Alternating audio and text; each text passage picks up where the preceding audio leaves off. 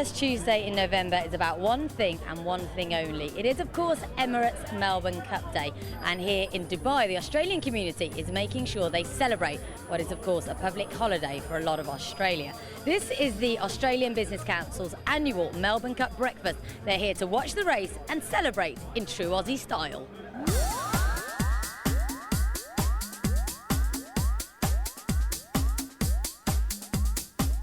The Emirates Melbourne Cup means a lot to Aussies, and 160 Australian Business Council members and guests converged inside the Park Hyatt's Traitor restaurant to watch the race on the big screen, via Dubai Racing Channel, of course. And they're off now. As they come around the turn, Faulkner's made ground, he's gone right to the outside, and Seamoon is coming with him into the stretch now with Red Canoe, and Simonon race up and go to the lead from Mount Everest down on the inside. They're followed by Fiorente just in front of Red Canoe, who's coming back.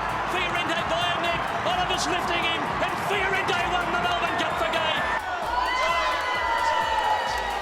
An Australian winner was the right result in this most patriotic of environments, and everyone seemed pleased with Fiorente's success for the First Lady of Australian racing, Gay Waterhouse. I mean, the Melbourne Cup over the years has become such an international race. You know, we had a horse from the Godolphin stables, we had a lot of Irish horses, a lot of foreign horses in the running today, but it was actually good to see, you know, in a sort of parochial kind of way, but an Australian trainer, very well respected trainer, Gay Waterhouse, win her first Melbourne Cup. Of course, all Australians like to say it's the race that stops the nation, and literally it is, and it even stops Dubai this morning. It's a fantastic event we've got here at the Park Hyatt in Dubai, and obviously Emirates being the main sponsor of the Melbourne Cup, it is the Emirates Melbourne Cup after all. It's such a very strong connection to Dubai, so it's a great event.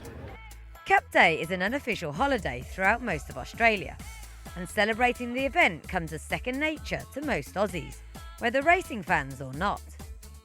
It's one of those sort of cultural identities that you have as a nation that everyone can get behind and say, well, we're going to celebrate this particular event. Everyone has sweeps at home and in offices, and the whole family just grows up with it. People have barbecues because, of course, it's a public holiday, who are not going, but they all have television screens in their backyards, and they all stop and watch the race.